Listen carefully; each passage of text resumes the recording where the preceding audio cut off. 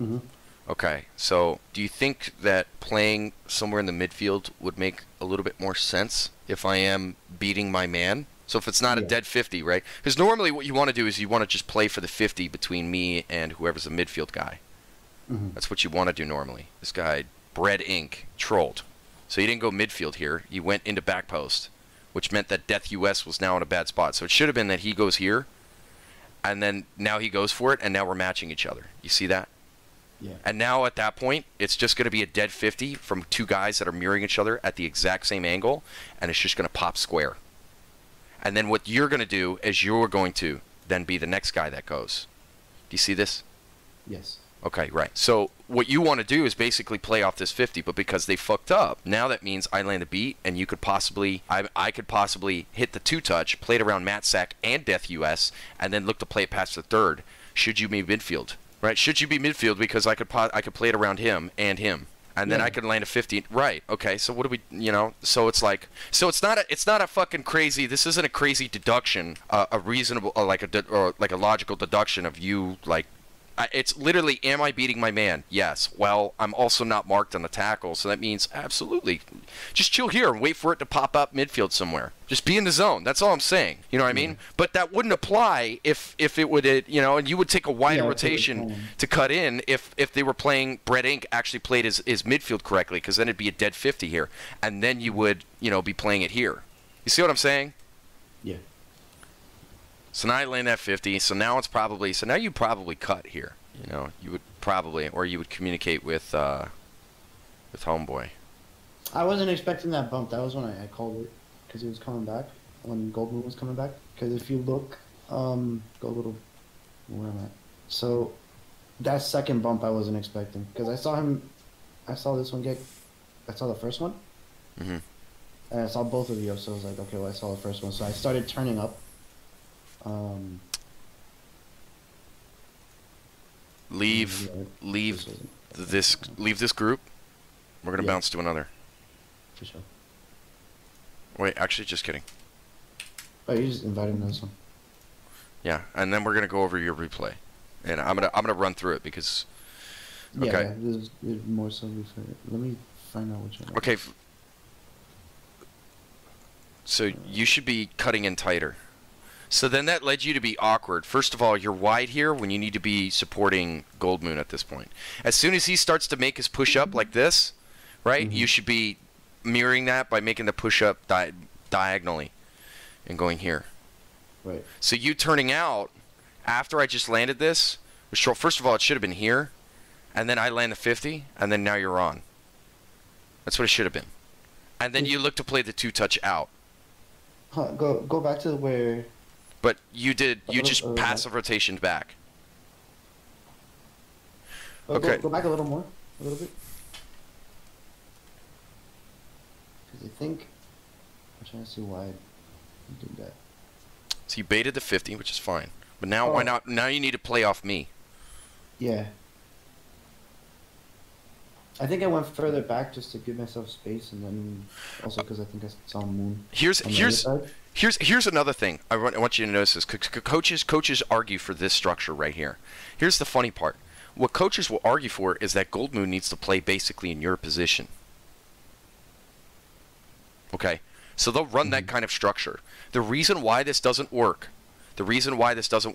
that the second man pop mid and then this guy go all the way back, is because my angle here is square versus if you play this guy back and you play this guy in the midfield. First of all, it's less movement for either of us because I don't have to traverse the field all the way over here, right? And he doesn't have to like play the optimistic 50, right? That I, basically 50 it here because it could very well lose, right? But the main point is that I don't have to traverse the whole field to then take a square touch to then play it out, which usually is matched right at the point where I take the touch right here in pro matches, okay, by a midfield guy, right? So then I'm losing my train of thought here. So I don't have to, fuck, Lucian, talk, Jesus Christ. I don't have to, If I were to follow this structure, then I would have to basically go all the way across, play it square, versus this guy is already here to play it forward, and then I'm already here to play it forward. Yeah, like everyone's already in that position. It wouldn't make sense to like swap back. But coaches argue this, dude. Yeah. It kills me. Dude, when we go over this replay, I'm gonna show you something because, like, bro, I was bringing this up, because our team now has like one of the higher ranked players, like coaching whatever us,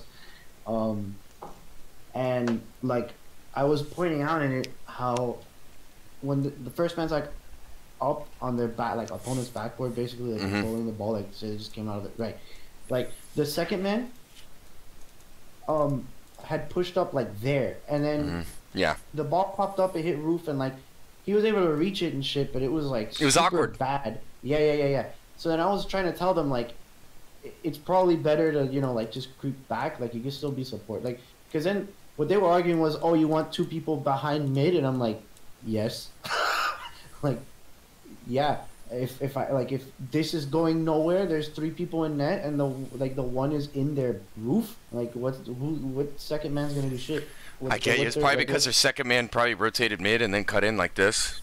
Yeah, you'll see it. Which is what basically Gold Moon did right here, but they did it tight and then they were awkward rather than playing a little bit farther back and then allowing their 1-3 earlier to basically cut in mid and play a drop, which is I could guarantee that's exactly what the play was. It was, and it was because like all of the defense was like scrambling on their half, but they're arguing like, oh, like there should be someone up, like there can't be two people behind mid, and I'm like, that's dumb because you're gonna have all the room in the world to creep up on a ball that's like going right at you, and all of them are in the net. They're never beating anybody, Let's see this. So yeah, your 1-3 right now should be that basically you're playing for my touch. Here, let me show you some examples of what this looks like. I want you to really remember this. This hasn't changed. It hasn't changed since 2017 when I first figured this out, and I was sent by Evil Geniuses Fireworks, who was the coach for Evil Geniuses at one point, who then became and bounced around, and he was involved in the back end, so people didn't really know about him, but he was involved with other teams and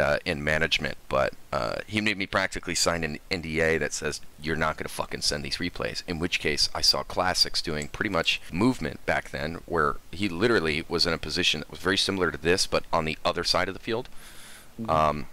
So for you, so after you went, but what he did was he was just chilling like this. He would hear, and I mean when I mean dotted lines here, I mean like he was R2 L2 R2 R2, and then that little gap is L2.